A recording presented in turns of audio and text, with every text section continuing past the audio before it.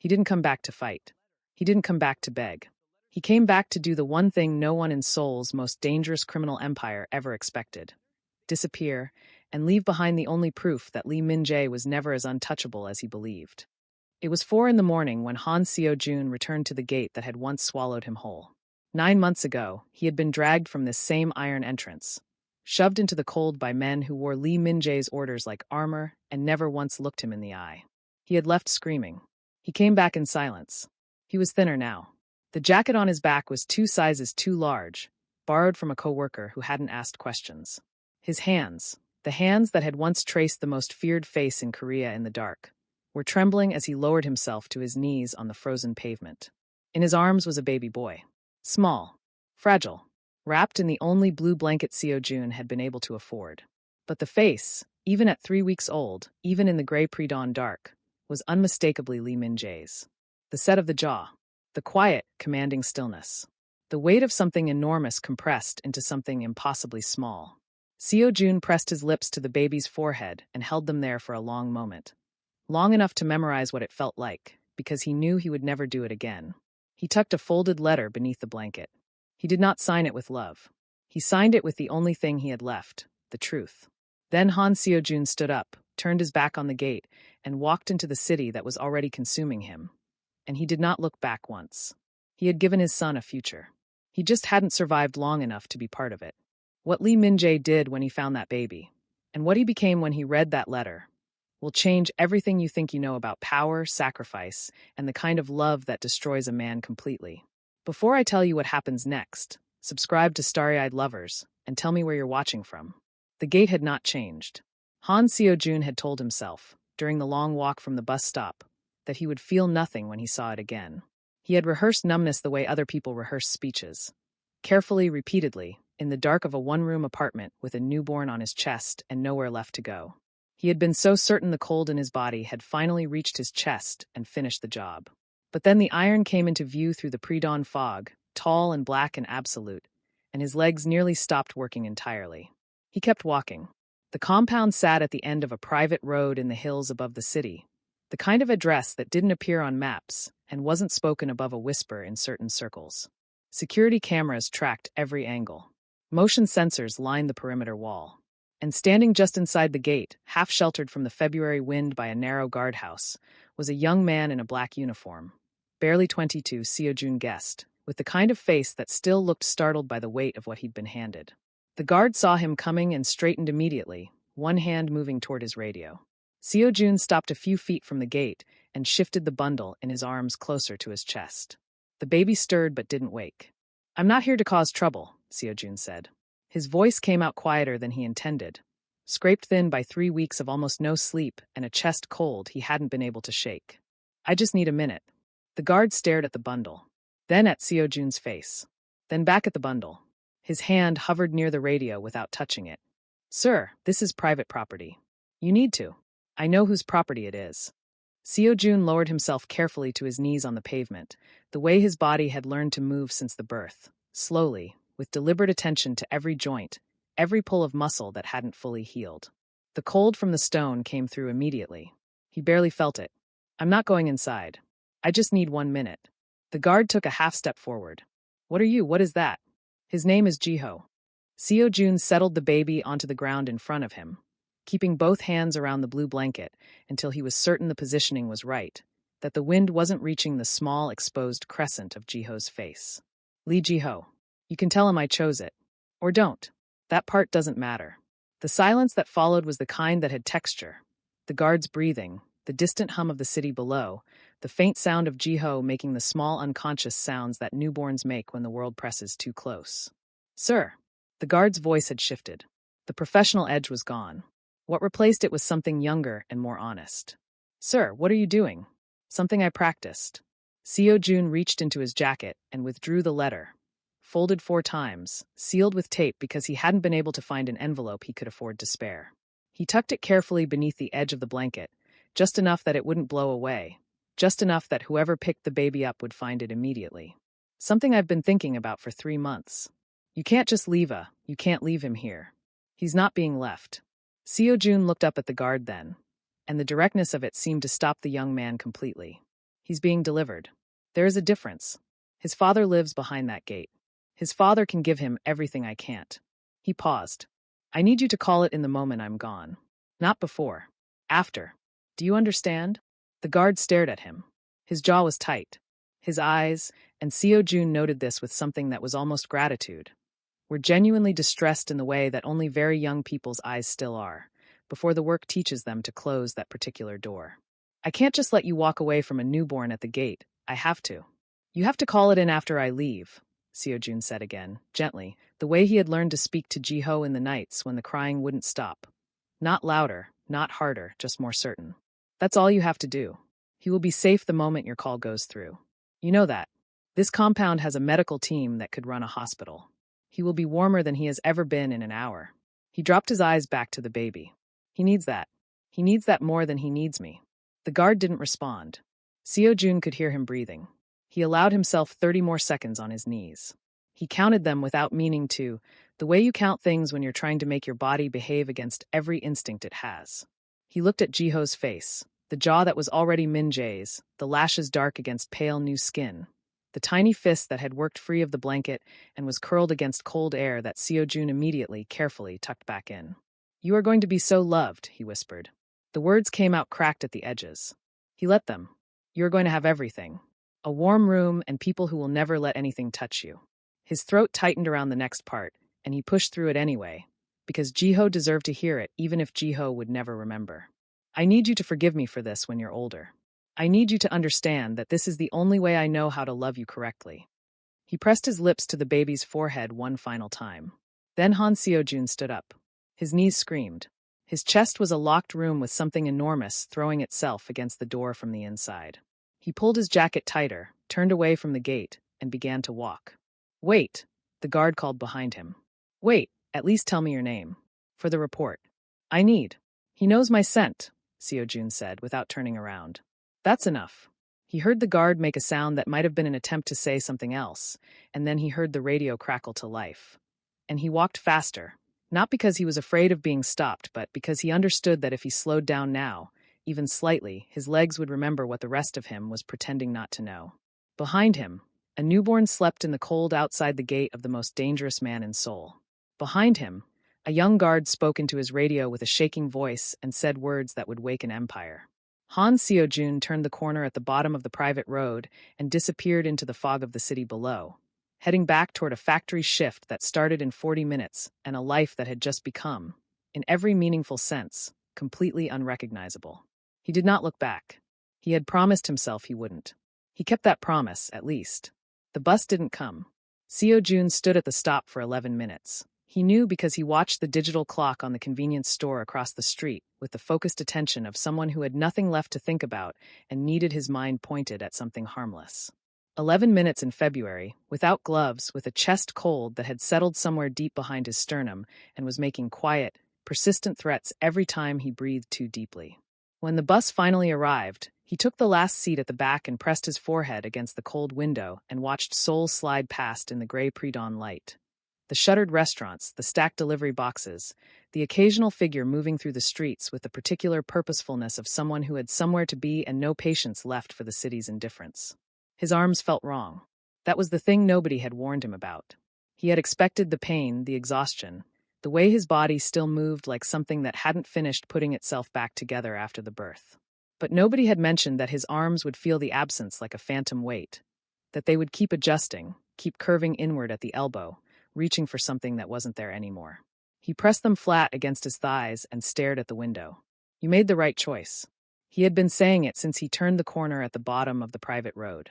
He had said it quietly, internally, with the same repetitive determination he had used to get through the worst nights of the pregnancy. The ones where the money ran out and the heating cut off and Ji-ho had moved inside him like a question Seo Jun didn't know how to answer. He had gotten through those nights. He would get through this. You made the right choice. He is warm now. He is safe now. You made the right choice.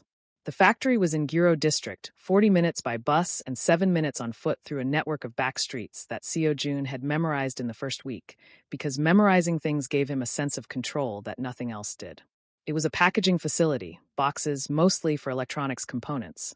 and the work required standing for 8 hours at a line that moved at a pace designed for people whose bodies were not 3 weeks postpartum and running on 4 hours of broken sleep a night. His supervisor's name was Manager O, a blunt woman in her 50s who had hired him without asking too many questions and had been quietly, grudgingly decent about it ever since. She was waiting near the entrance when he arrived, clipboard in hand, and she looked him over with the assessing expression she used on machinery she suspected was about to cause problems. "You're 7 minutes late." The bus is always something." She made a mark on her clipboard.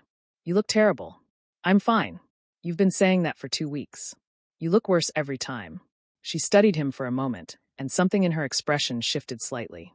Not softening exactly, but adjusting. "Did something happen this morning? You look like something happened." "Nothing happened," Seo-jun said. "I'm fine. I can work." She held his gaze for a second longer than was comfortable, then turned back toward the facility entrance. "Bae called in sick. You're on box sealing today instead of sorting. Less lifting." He understood that this was her version of kindness and accepted it without comment.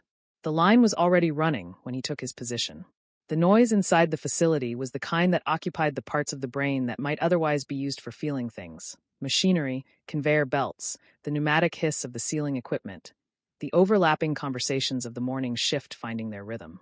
Seo-jun had been grateful for it initially. Today it wasn't quite loud enough. By the second hour, he was aware that something was wrong.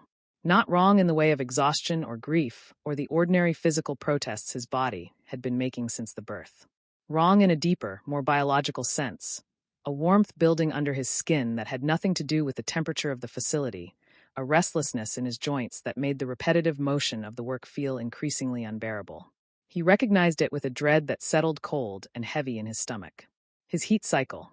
Overdue by nearly 3 weeks. He had tracked it obsessively during the pregnancy, noted the way the hormonal disruption of carrying an alpha's child had pushed everything off schedule, told himself it would regulate after the birth. It hadn't, and now his body, apparently having decided that the morning had not been sufficiently devastating, had chosen this moment to make its position known. He kept working. The warmth got worse. By the 3rd hour, the woman working beside him, a quiet woman named Yoonji who had never asked him anything personal and whom he liked enormously for it, glanced over twice in the space of 5 minutes and then leaned slightly closer. "Are you all right?" she said, under the noise of the machinery. "Fine. You're sweating. It's warm in here." "It's not, actually. It's the same temperature it always is." A pause. "Seo-jun, you're an omega." He didn't answer. "I'm just saying," she said carefully, the way someone navigates a conversation they already know is unwelcome, "that if you're in preheat, you need to go home. You know that, right? You know what happens if you push through it in an environment like this." "I know what happens." "Then why are you still standing here?" "Because I can't afford to lose the shift. Because Jiho's last formula purchase cleaned out the emergency fund, and I haven't figured out yet that I don't need formula anymore. Because if I go home to that apartment, I will have to sit in the silence where he used to be, and I am not ready for that." He said none of this. "I'll be fine until the break," he said instead. "I'll reassess at break." Yoonji looked at him for a long moment with the expression of someone who has decided that arguing further is both pointless and unkind. She turned back to her station. She didn't mention it again. He made it to the break. He sat on a low bench in the back corridor where the staff kept their lockers, elbows on his knees, and breathed through the heat that was no longer building but pressing. Insistent, invasive, designed by biology for a purpose that had become, in his current circumstances, a particular kind of cruelty. His body was looking for something it wasn't going to find. His body hadn't received the message yet. "You made the right choice." The words felt thinner than they had on the bus. Still true. He was still certain they were true. He pressed the heels of his hands against his eyes and held them there and thought about Jiho's face in the pre-dawn dark. The small fist, the dark lashes, the jaw that was going to grow into something formidable. Warm now. Safe now. Seo-jun dropped his hands. Stood up. Walked back to the line. Told himself again. Kept moving. The meeting had been running for 2 hours and 40 minutes, and Lee Min-jae had not blinked at a single number. This was the thing about him that his lieutenants had learned to stop remarking on: the absolute stillness. Other men in his position performed authority through movement, through gesture, through the deliberate theater of making people wait while they considered. Min-jae simply sat at the head of the table and listened, and the quality of his attention was so complete and so unsparing that most people found it more unsettling than any raised voice could ever be.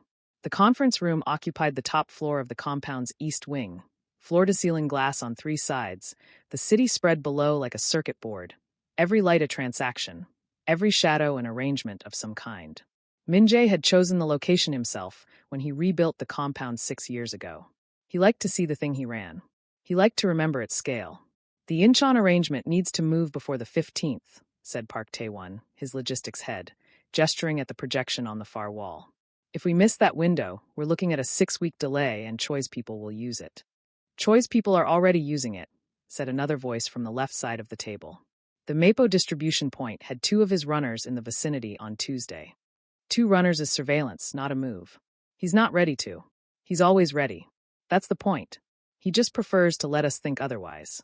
Min-jae let them run the back and forth for another 30 seconds, tracking each thread, noting where the logic held and where it was held together by assumption rather than intelligence. Then he said quietly, the Incheon window moves to the 12th. Tae-won, I want the contingency route mapped by tomorrow morning. Choi's surveillance means he's planning for our original timeline, which means changing it costs us nothing and costs him the 2 weeks he spent positioning. Silence around the table. Then a murmur of assent and the sound of pens moving. The door opened. Min-jae registered it immediately, not the opening itself, but the quality of it. His head of security, Kim Jun, was not a man who opened doors carelessly. In 4 years, Jun had never entered a strategy session without knocking. He had never entered one with that particular expression on his face. Not the tight professional composure of a threat assessment, not the controlled urgency of a perimeter breach. Something else. Something Jun was visibly struggling to categorize. Sir. Jun's voice was level, but his eyes cut briefly and meaningfully to the other men around the table. I need a word. Min-jae studied him for exactly 2 seconds. Clear the room. No one argued. They filed out with the practiced efficiency of men who had learned that Min-jae's instructions came once, and that the second version was considerably less courteous. When the door closed, Jun crossed to the table and placed a folded letter on the glass surface in front of Min-jae. It was sealed with tape, slightly creased at the edges, and it carried a scent that hit Min-jae somewhere behind the sternum before his conscious mind had finished identifying it. He didn't reach for it. Tell me, he said. Approximately 40 minutes ago, the North Gate camera picked up an individual approaching on foot. Young male, slight build, on foot from the direction of the lower road. Jun's voice maintained its professional register with visible effort. He was carrying an infant. He placed the child on the ground at the gate, left the letter underneath the blanket, and left the scene before Officer Shin could detain him. Shin called it in per protocol and secured the child immediately. The room was very quiet. The infant, Min-jae said. Newborn, sir. 3 to 4 weeks, the medical team estimates. The child is currently in the east receiving room. Dr. Yoon is with him. Healthy. A pause that lasted half a second too long. Dr. Yoon has concerns about the child's weight and core temperature. She's addressing them. She said to tell you that the baby is stable and she expects him to remain so. Min-jae's eyes dropped to the letter on the table. The scent was unmistakable even now. Even after 9 months, even through the tape and the creases and whatever particular suffering had pressed itself into the paper along with the words. His mind, which had spent years training itself to process information without emotional interference, was currently experiencing something he didn't have an efficient word for. The person who left him, Min-jae said. Description. Male. 5'9", slim build, wearing a gray jacket, dark trousers. Face was partially obscured on the north camera, but Officer Shin got a clear look. Jun hesitated. Shin said he was an Omega, sir. Said he could tell from. He said the man was in preheat and trying to hold it together. Shin's words. The muscle in Min-jae's jaw moved once. Did Shin try to stop him? He attempted to engage. The individual asked him to wait until he had left the scene before calling it in. Shin complied. Another pause. Sir, Shin is 22.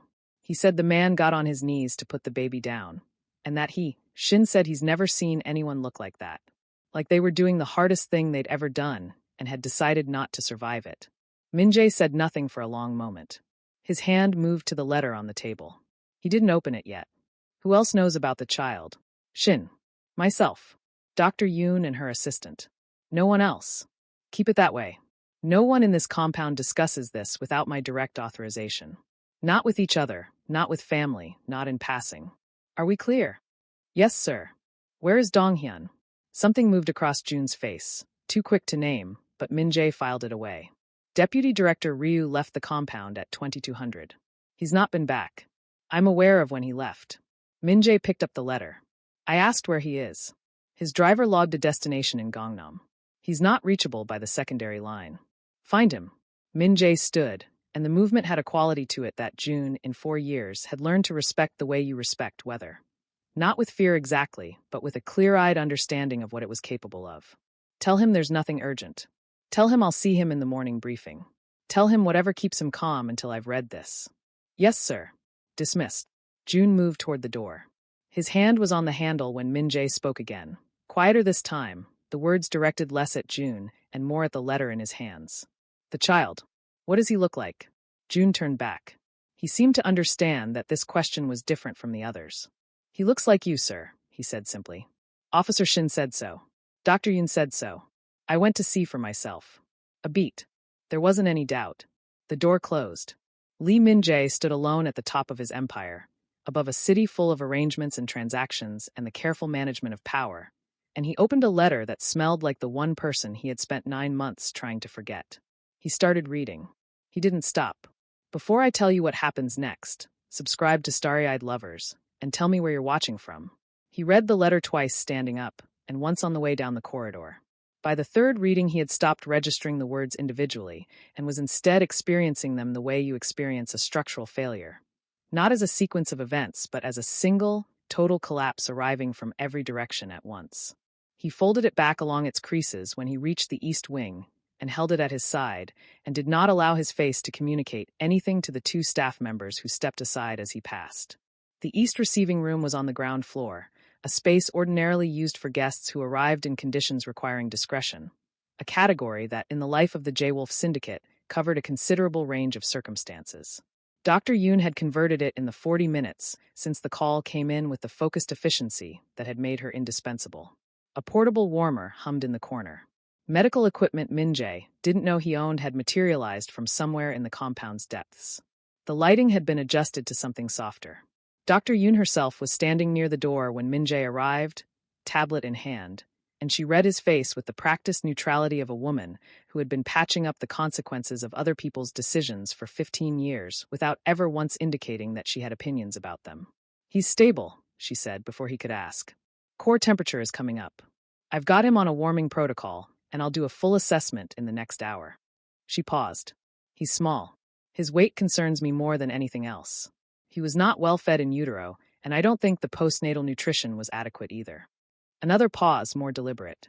Whoever was caring for him was doing their best with very limited resources. That's my clinical read. Min-jae absorbed this without visible response. Is he in pain? No. He's been fed formula from a bottle in the blanket with him, and he's been sleeping since Officer Shin brought him in.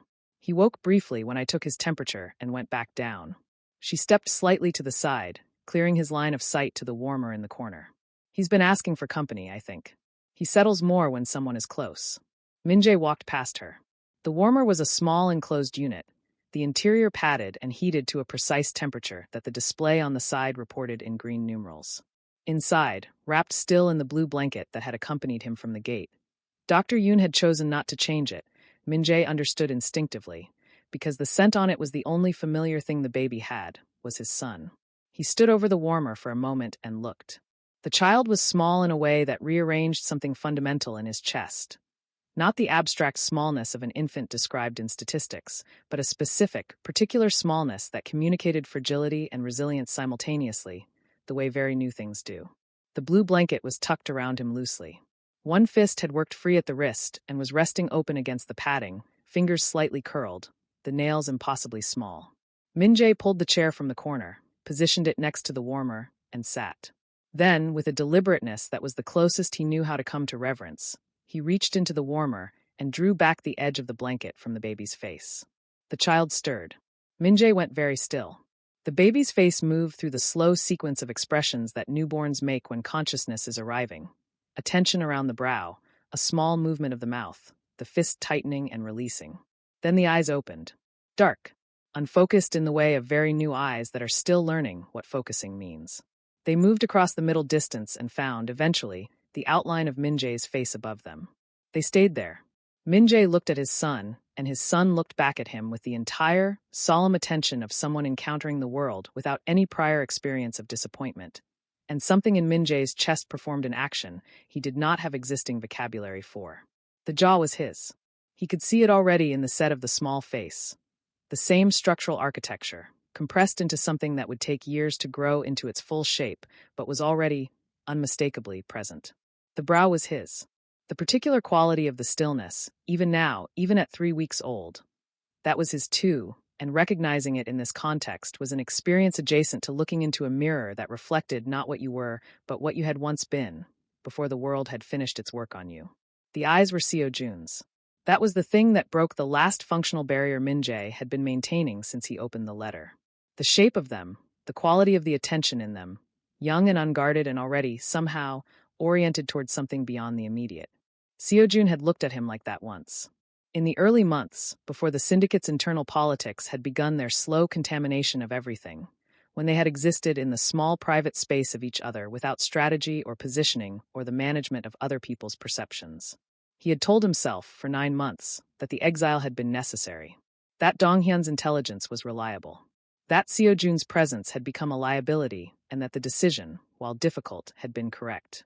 He had told himself this with the same disciplined repetition with which he managed every other uncomfortable operational reality, and it had worked in the way that sufficient discipline always works.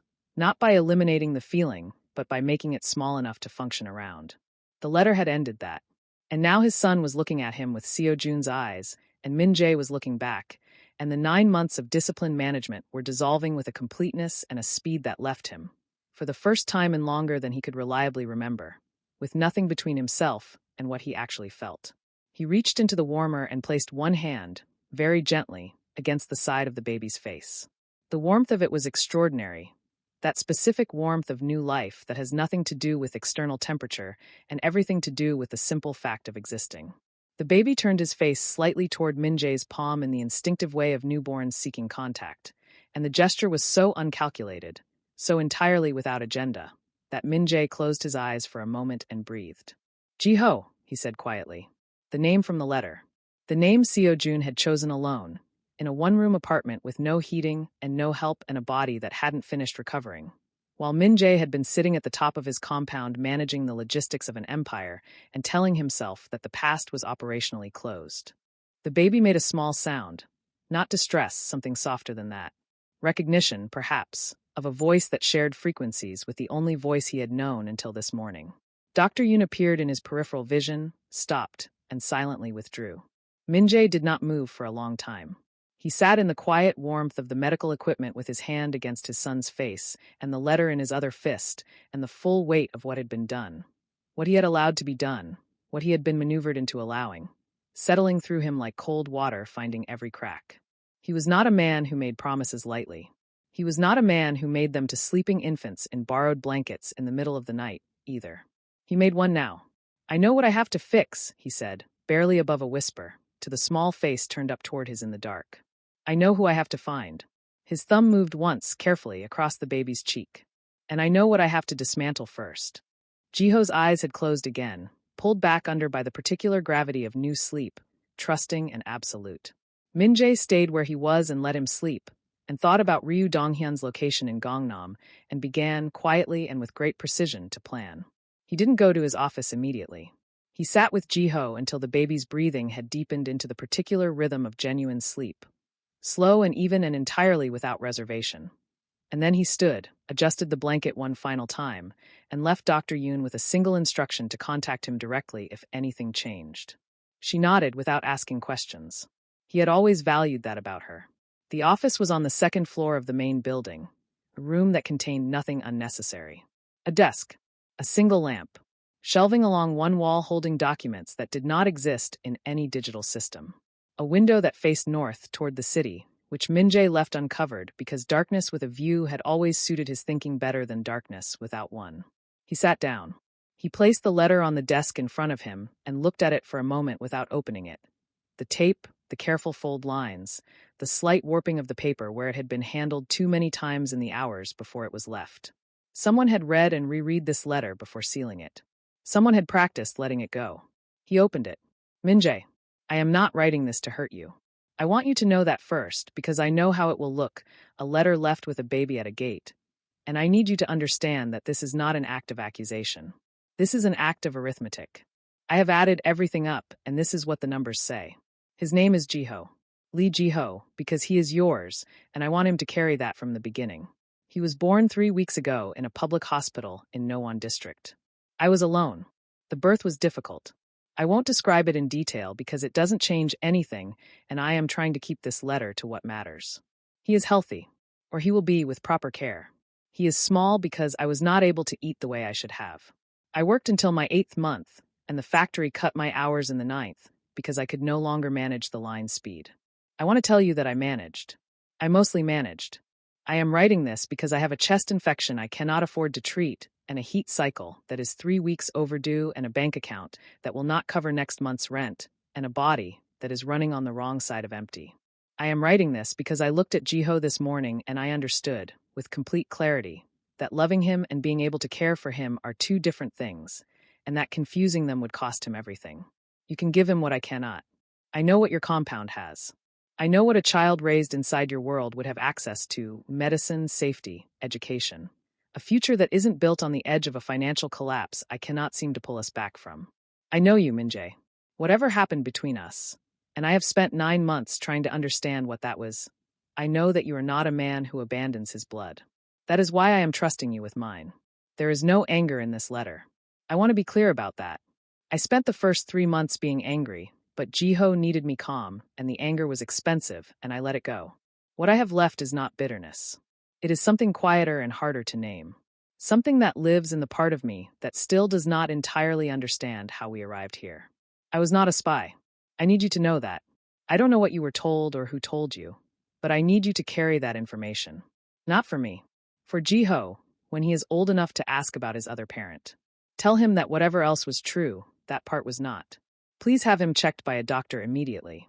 He is small and his temperature runs low, and he needs more than I have been able to give him. Please do not let anyone in your circle make decisions about him without your direct involvement. Please, and I mean this as his parent to you, not as anything else. Please do not let him grow up thinking he was unwanted. He was wanted more than anything I have ever known. He is just owed more than I can give. I am going to be fine. I have a job, and I have a room, and I know how to manage on very little. I have been doing it for 9 months, and I know the shape of it now. Do not look for me. That is the one thing I am asking for myself. Let me know he is safe. You can leave a message with the guard who is on duty tonight. He will know how to reach me. And then let me go. Take care of him. Seo Jun. Min-jae read it through without stopping. Then he set it down on the desk and sat back and looked at the ceiling for a long time. The lamp cast a narrow light across the room. Outside, the city continued its arrangements. Somewhere on the floor below, his son was sleeping in borrowed warmth. I was not a spy. 6 words. No elaboration. No argument constructed around them. Just the words themselves, placed with the quiet certainty of someone who has decided that the truth is the truth regardless of whether it is believed, and that stating it once is both sufficient and necessary. He thought about Donghyun and Gangnam. He thought about 9 months of silence that had not, he now understood, been silence at all, but rather a very carefully managed noise, designed to sound like nothing. He folded the letter back along its lines. He placed it in the inside pocket of his jacket, against his chest. Then he picked up his phone and called June. In the morning, he said when June answered, I want everything. Every communication that passed through Donghyun's office in the last 12 months. Every order issued in my name that I did not personally sign. A pause. And find out where Seo Jun is working. Don't approach. Don't make contact. His voice was level and absolute and very quiet. Just find him. He ended the call. He sat in the dark office above the city and thought about a letter written by someone who had asked for nothing except to be left alone, and understood, with a clarity that felt like the aftermath of something breaking, that he had never intended to honor that request from the moment he finished reading. Dr. Yoon called at 4:47 in the morning. Min-jae was still at his desk. He had not slept. He answered before the second ring. His temperature dropped again, she said without preamble. I've stabilized it twice in the last hour, and it keeps sliding back. I need to bring in additional support. I have a neonatologist I trust, completely personally, and I need your authorization to make the call. Make the call. She'll need to come to the compound. She'll see the child. I understand what bringing someone here means, Dr. Yoon. Make the call. A brief pause. I also want to be transparent with you about what I'm observing. This baby has been cold for a long time. Not critically, not in the way that causes immediate damage, but chronically. His body has been working very hard to compensate for inadequate external warmth and inadequate caloric intake over an extended period. That kind of sustained effort takes a toll on a system this new and this small. Her voice remained clinical, but carried underneath it the particular weight of someone telling a truth they know will land hard. He is resilient. I want to say that clearly. He has been fighting, but he needs more support than I can provide alone tonight. Min-jae was already moving toward the door. I'll be there in 2 minutes. He was there in 90 seconds. The East receiving room had transformed again in the hours since he'd left it. A second warmer had been positioned alongside the first. Monitoring equipment tracked Jiho's vitals on a screen mounted at eye level. Heart rate, temperature, oxygen saturation. Numbers that Min-jae had no medical training to interpret, but found himself reading with intense, focused attention regardless.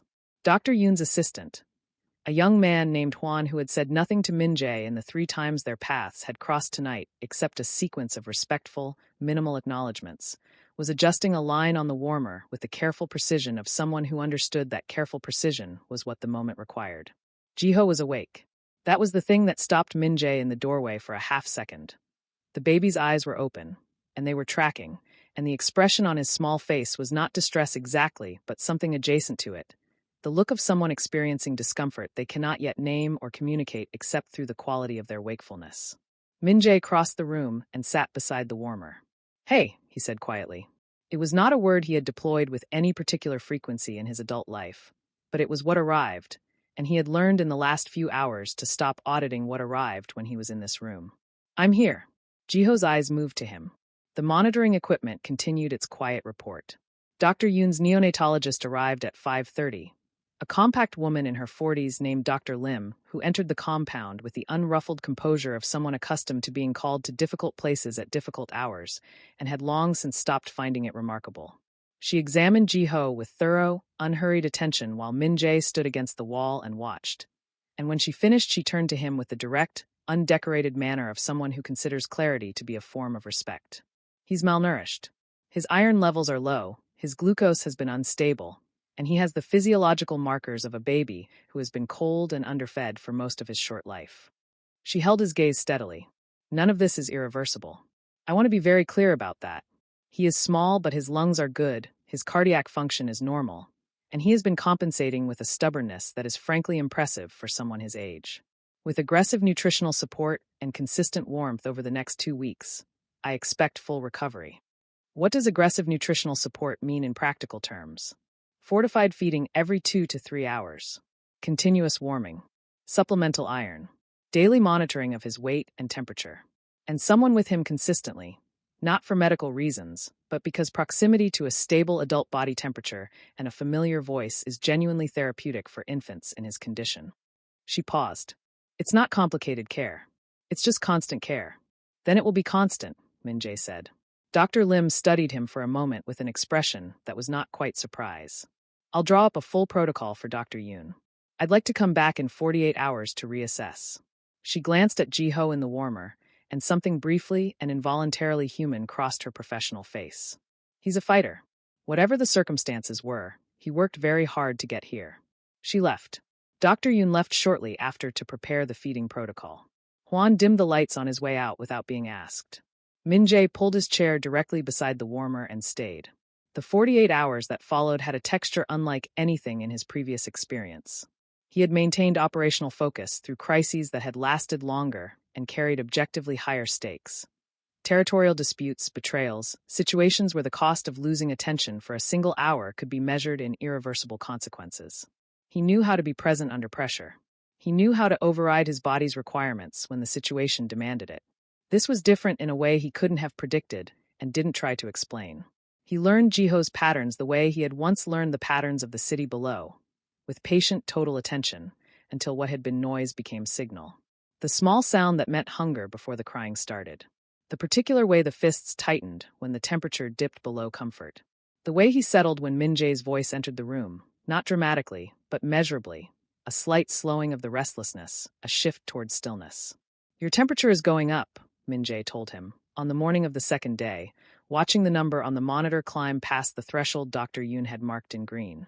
"You're deciding to stay." Jiho was awake and looking at him with a solemn, comprehensive attention that Min-jae had come to understand was simply the way his son looked at things. "Taking inventory. Assessing." "Good," Min-jae said quietly. "That's the right decision." By the end of the second night, the temperature held. Dr. Lim returned, conducted her assessment, and told Min-jae that the numbers were moving in the right direction with a speed that reflected well on the care provided. Min-jae received this information and did not leave the room. June appeared in the doorway at some point on the second evening with a report and a carefully neutral expression that communicated, without stating, that there was other business requiring attention. "In the morning," Min-jae said, without looking away from his son. June withdrew. The monitoring equipment continued its quiet, faithful report. Outside, the city did what it always did. Inside the East receiving room, Lee Min-jae sat beside his son and did not move, and the numbers on the screen kept climbing, and Jiho kept fighting, and that was enough.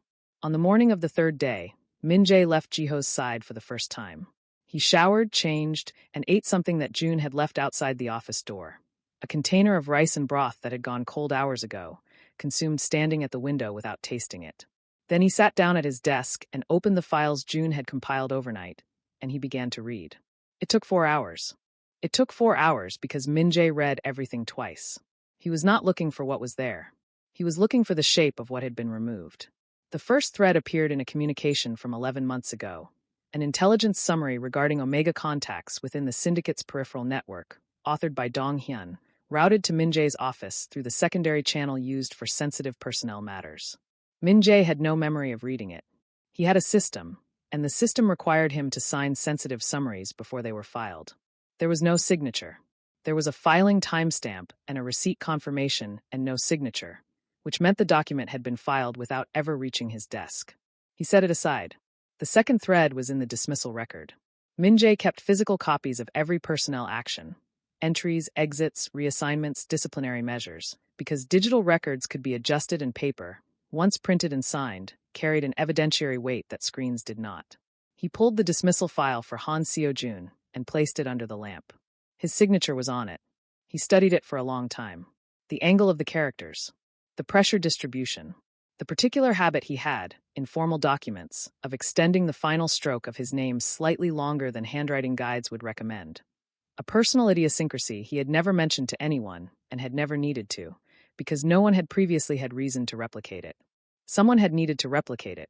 The extension was there. Everything was there. It was very good work. It was the work of someone who had studied his signature with extended, deliberate attention. The kind of attention that required proximity and patience and a long view, none of which were remarkable attributes in a man who had served as his deputy for 6 years. He placed the document face down on the desk. The third thread was the one that completed it. A series of internal communications between Dong Hyun and a contact Min-jae recognized as belonging to a rival faction. Messages that had been routed through the syndicate's own secure channels with the casual confidence of someone who believed their position made them invisible. Information about Seo-jun's Omega status and perceived value as an intelligence asset. A fabricated assessment of intercepted communications that had never existed. A recommendation for immediate and permanent removal from the inner circle, framed as a security necessity. All of it dated to the same 2-week window, 9 months ago. All of it constructed while Seo-jun had been carrying a child no one in this building had known about except the person who had ensured it stayed that way. Min-jae closed the file. He called June. "Find Dong Hyun," he said. "Not his driver. Not his phone. Him. Physically. Bring him to the East Conference Room and tell him I want a debrief on the Incheon arrangement. Tell him there's been a development that needs his direct input." A pause. "Make it sound routine." "He's in the building," June said. "Arrived 20 minutes ago for the morning briefing. Pull him out of it quietly. I don't want the room unsettled before I'm ready." "Understood." "Sir, how do you want this handled after?" Min-jae looked at the forged dismissal document on his desk. "I'll tell you when I'm in the room with him." Dong Hyun arrived at the East Conference Room looking composed and carrying his tablet and projecting the particular ease of a man who has maintained a successful deception for long enough to have stopped experiencing it as a deception.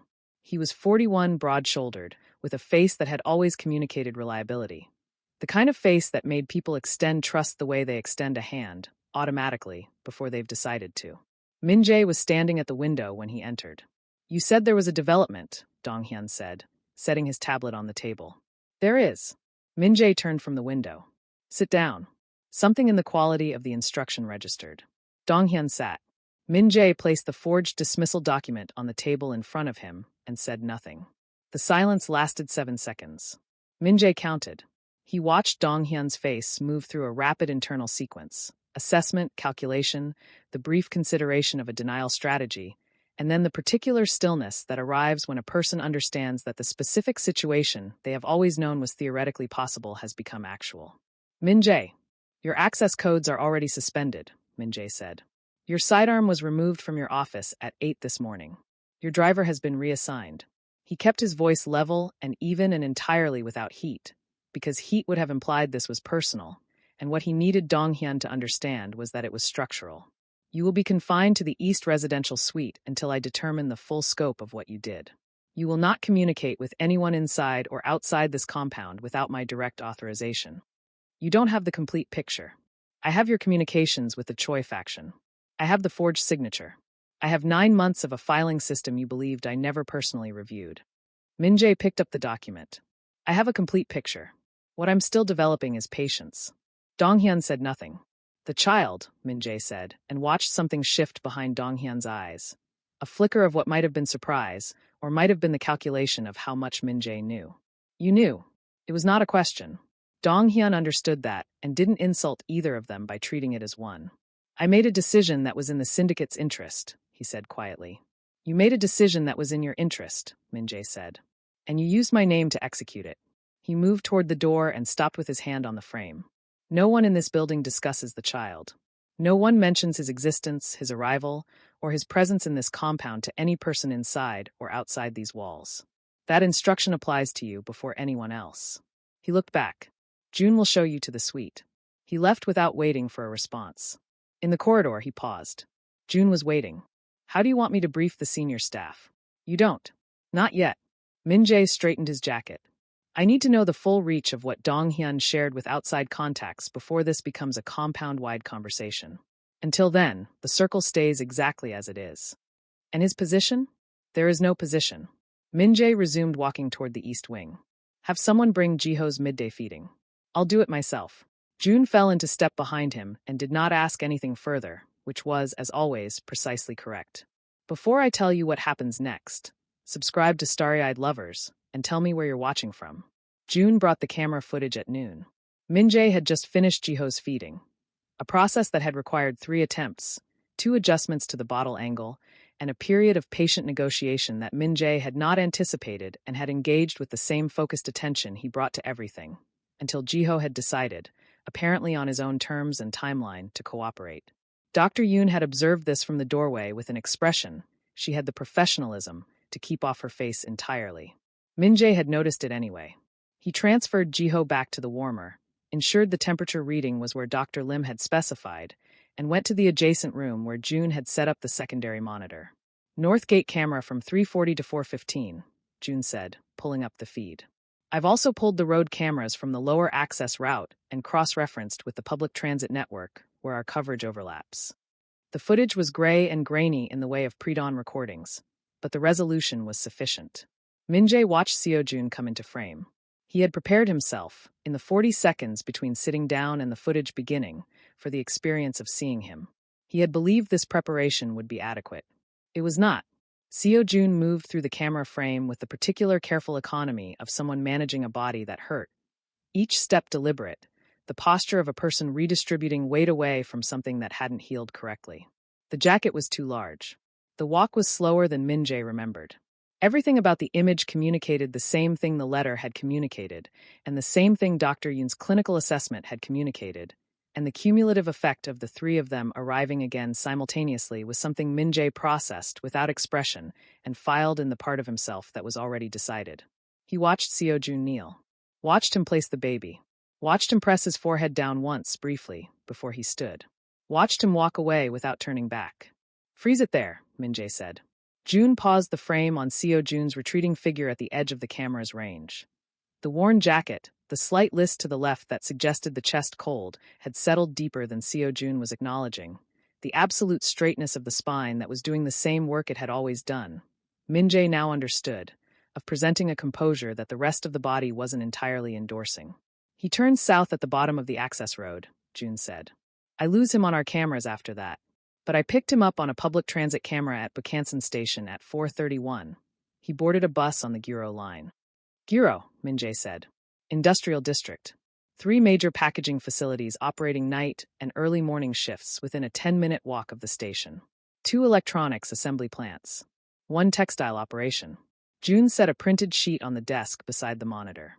I have names and addresses. I also have street-level contacts in the district. 2 of them are reliable for this kind of quiet inquiry.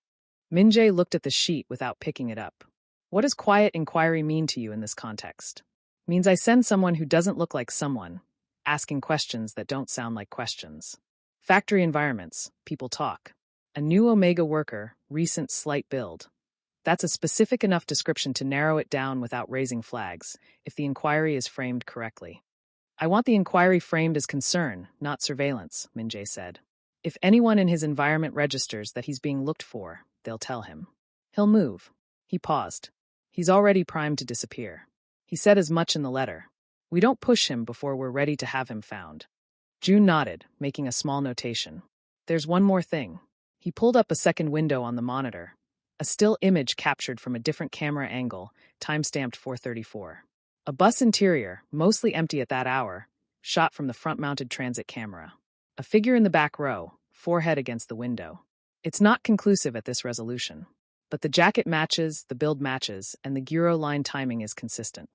Min-jae looked at the image for a long moment. The figure in the back of the bus had their eyes open, focused on nothing visible through the glass, with the particular quality of someone who has done something that cannot be undone, and is now simply moving through the immediate aftermath of it. Moving because stillness would cost more than they had left. That's him, Min-jae said. He stood, moved to the window, and looked at the city in the early afternoon light.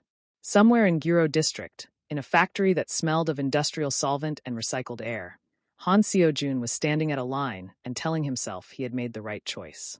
He was running a heat cycle on discipline alone. His chest was infected, and his body was postpartum, and he had spent the last 9 months constructing a life out of materials that should not have been sufficient and had been barely, because Seo-jun had always been capable of a specific kind of endurance that Min-jae had once observed with something that had not, if he was precise about it, ever been purely professional admiration. He had been wrong about many things in the last 9 months. He was not wrong about that. The street contacts in Guro, activate both of them today, he said, without turning from the window. I want a confirmed location and employment detail by tomorrow morning. Name of the facility, shift hours, supervisor if possible. Another pause. And I want medical intelligence. His condition. Not from him, from anyone in proximity who might have noticed. The chest infection, the heat cycle. I need to know what I'm walking into before I walk into it. And when we have a confirmed location, you bring it to me directly. No intermediaries, no written record of the address until I've decided how to proceed. Min-jae turned from the window. He asked me not to look for him. June waited. I'm aware of that, Min-jae said. I'm also aware that the letter was written by someone who expected to be taken at their word because they had never, in the time I knew them, said anything they didn't mean. He straightened his jacket. Which means the request was genuine, which means honoring it would be, under different circumstances, the correct response. But not these circumstances. He has a heat cycle he can't manage, and a chest infection he's not treating, and a body that delivered a child 3 weeks ago and hasn't rested since. Min-jae's voice remained even, but beneath the evenness was something with weight and temperature. The request was genuine. The circumstances that produced it were manufactured by someone who is currently confined to my East residential suite. That changes the calculation. June picked up the printed sheet from the desk. I'll have the Guro contacts activated within the hour. One more thing, Min-jae said as June moved toward the door. When we find him, and we will find him, the approach is mine. No one else goes near him. No syndicate presence, no escort, nothing that reads as what we are before I've had the chance to be something else first. He paused. He has enough reasons to run. I'm not giving him another one. June left. Min-jae returned to the monitor and looked at the frozen image of the bus interior. The figure in the back row, the window, the gray pre-dawn city sliding past in the background. He studied it with the patience of someone memorizing something important, the way you memorize things you're afraid of losing again. Then he went back to his son, and he waited, and he let the city do its work. The nursery was finished by the time Min-jae returned from the evening briefing. He stopped in the doorway and looked at it for a moment without entering. He had given the instructions 4 days ago. In the hours between leaving Jiho's side to deal with Dong-hyun and returning to the East receiving room. A series of precise directives delivered to the compound's facilities manager that had been received with the careful absence of visible reaction that Min-jae's staff had perfected over years of being asked to do unusual things efficiently and without commentary. A room on the east wing's upper floor, south-facing for the light. Warm tones. Nothing clinical. A crib built for permanence, not transit. They had done well. The room was small by the compound's standards and exactly right by every other measure. A crib against the wall with a warming function built into the base. Dr. Yoon's specification, incorporated without being asked. A chair positioned beside it at an angle that suggested long occupancy. A lamp in the corner that produced the same quality of light Min-jae had adjusted to over 4 nights in the East receiving room. Soft enough for a sleeping infant, sufficient for a watching adult. A shelf along one wall, currently empty, which would in time hold whatever Jiho decided to accumulate. Min-jae crossed the room, lifted his son from the portable warmer that had made the journey upstairs, and settled into the chair. Jiho was awake and in the particular mood he occupied in the late evenings. Not restless, not hungry, but alert in a way that seemed oriented toward something specific, some internal process of cataloging and cross-referencing that Min-jae had decided to take seriously. He was a week past the medical crisis now. His temperature held consistently without intervention. His weight, per Dr. Lim's assessment that afternoon, had increased by enough to move from concerning to encouraging. His iron levels were climbing. He was, in Dr. Lim's precise language, demonstrating excellent trajectory. Min-jae looked at his face in the lamp light and thought about trajectory. "You've had a difficult 4 days," he said quietly. Not to himself.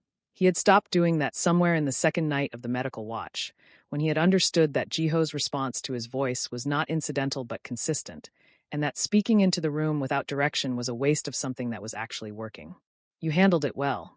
Jiho's eyes moved to him with the solemn, total attention that Min-jae had come to recognize as his son's default mode of engagement with the world. As if everything encountered deserved the same quality of consideration, from the ceiling above the warmer to the face of the person holding him. It was, Min-jae had reflected more than once, an unsettling amount like looking in a mirror. And an unsettling amount like looking at someone else entirely. "The room is yours," Min-jae said. "I know you have no frame of reference for what that means yet. But it's yours. The compound is yours. Everything I've spent 12 years building." He paused, and something in the pause had an unfamiliar quality. The quality of a man arriving at a sentence he hadn't planned and finding it more accurate than anything he could have prepared. It was never for anything, specifically. I understood its purpose as the thing itself. The having and the holding and the management of it. He looked at his son. "It has a purpose now." Jiho made the small sound that meant contentment. A soft, brief exhale that Min-jae had logged and catalogued the way he logged everything that mattered. "Your father is going to be found," Min-jae said. His voice was even and quiet, and carried beneath it the same absolute quality that his instructions carried in the conference room. Except that this was not an instruction. It was something with a different structure, older, less managed. Not because I have the resources to find him, though I do. Not because I have people looking in Guro District as of this afternoon, though I do. He shifted Jiho slightly, the adjustment his arms had learned in 4 days of practice. Because he deserves to be found. Because what was done to him was done using my name and my authority, and the correction of that is mine to make. The lamp cast its narrow warmth across the room. Outside, the compound ran its nighttime operations, perimeter checks, shift changes, the quiet machinery of an empire maintaining itself. Min-jae was aware of all of it and present to none of it. He said not to look for him, he said. "I've thought about that. I've thought about whether honoring it would be the more respectful choice, whether the letter was a boundary, and this is a violation of it." Jiho's hand had found Min-jae's finger in the way it had begun to do with reliable frequency, the grip small and definitive. "I've decided it would be the easier choice, not the more respectful one." He made that request from inside a situation that was constructed by someone else's lie. "I am not obligated to honor the terms of a surrender that should never have been demanded." He looked down at the small fingers wrapped around his. "What I am obligated to do," he said more quietly, "is be worth finding. When I get to him, and I will get to him, I need to be something different from what I was when he left." He paused. I'm aware that this is a significant undertaking for a man of my particular formation. I'm prepared to treat it with appropriate seriousness. Jiho looked up at him. I will find him, Min-jae said. The words arrived without performance, without the deliberate weight he placed on statements meant to be heard by rooms. They were the kind of words that don't require an audience because they are made to the part of yourself that will remember them regardless. And this time, I will not let go. The lamp continued its quiet work. Jiho's grip on his finger held. Min-jae sat in the room that had been built in a single night for a child who had arrived without warning, in the middle of an empire that now had a purpose it hadn't had a week ago, and he did not move for a long time. Somewhere in Guro district, in a one-room apartment that smelled of factory work and the specific exhaustion of a person running on the last of everything, Han Seo-jun was sleeping. He did not know that the most dangerous man in Korea had made him a promise. He did not know that the nursery existed, or the chair, or the shelf along the wall waiting to hold whatever Jiho would one day choose to accumulate. He did not know that his son had gained weight, or that his temperature held, or that the man he had trusted with Jiho's life had not put the letter down since the night he read it. He was sleeping, and Min-jae, across the city, was watching his son breathe and thinking about Guro district and the quality of a specific kind of endurance he intended, this time, not to leave alone in the dark.